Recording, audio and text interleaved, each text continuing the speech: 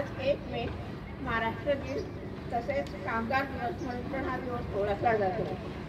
वीर पुरुषांच्या पराक्रमाने आणि पवित्र विचारांनी पावन झालेली ही भूमी म्हणजे महाराष्ट्राची भूमी। अतिशय सुसंपन्न सुंदर अशा महाराष्ट्र राज्याची स्थापना 1 मे 1960 साली झाली। हाच तो महाराष्ट्र दिन। मुंबई राज्यापासून विभाजन करून महाराष्ट्र आणि गुजरात ही 2 स्वतंत्र राज्ये निर्माण झाली। राज्याच्या निर्मितीसाठी 105 लोकांना बलिदान करावे लागले।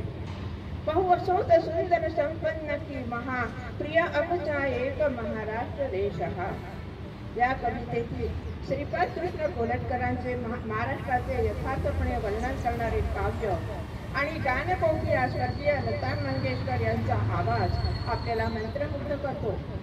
त्यानंतर राजा बडे यांचे जय जय महाराष्ट्र माझा गर्जा जय जय महाराष्ट्र माझा गायक शाहीर साबळे यांनी हे राज्यगीत म्हणून मान्य केलेलं आहे।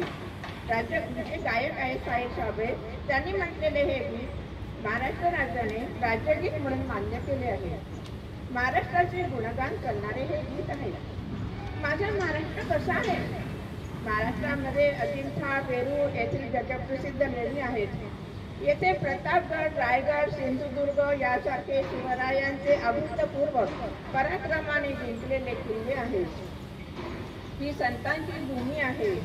संत ज्ञानेश्वर ज्यांनी ज्ञानेश्वरी म्हणजे यथार्थ दीपिका हा ग्रंथ लिहिला।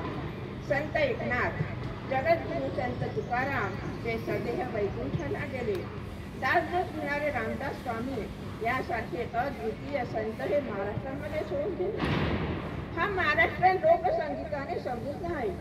गवळण, भारूड, लावणी, अभंग, पोवाडा ही विविधता येथेच पाहायला मिळते। प्रसिद्ध लेखक पु ल देशपांडे, प्रल्हाद केशव अत्रे, व्यंकटेश माडगूळकर येथेच जन्मले। मराठी नाटक, चित्रपट, दूरचित्रवाणी इत्यादी अगदी गावोगा आपल्याला दिसतात। चित्रपट सृष्टीतील प्रख्यात कलाकार पूर्वीचे आणि आताचे यात महाराष्ट्राने दिले। अशोक सराफ, श्रीराम लागू, लक्ष्मीकांत बेर्डे, सचिन पिळगावकर, महेश कोठारे, रमेश देव, सिंहादेव याच भूमीमध्ये नावारूपाला आले। मराठी नाटककार, संगीत नाटककार, बालगंधर्व दीनानाथ मंगेशकर, खाडिलकर, देवल, गडकरी, पाल पेंढारकर महाराष्ट्राने त्या नाट्यसृष्टीला दिले। त्यांनी जुना काळ गाजवला। दिवाळी, रंगपंचमी, गोकुळाष्टमी, गणेशोत्सव, होळी, शिवजयंती हे महाराष्ट्राचे मुख्य उत्सव।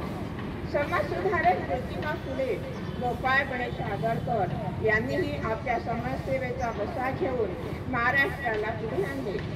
स्वातंत्र्यवीर सावरकर, चाफेकर बंधू यांच्यासारख्या क्रांतिवीरांनी हा महाराष्ट्र दणाणून सोडला। शेवटी गोविंदग्रजांच्या कवितेतील काही ओळी म्हणते, मंगल देशा पवित्र देशा महाराष्ट्र देशा, प्रणाम घ्यावा माझा हा महाराष्ट्र देशा।